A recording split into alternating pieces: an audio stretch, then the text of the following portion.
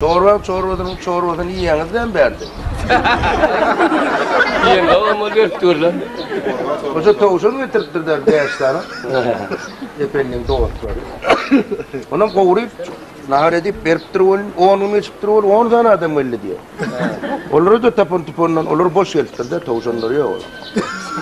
Onları da tapın tupundan naharın şunu verse, tanımadım da deyiptirdi. Aşağıya tavuşanı getirip birin doğutları deyiptiler diyor. Yeni geldi diye bir aydan, onun 5 tane adam. Ay bunları da nahar verdi, tanımadım. Ha tavuşanı getiren notlarını, tok gelen doğutları deyipti.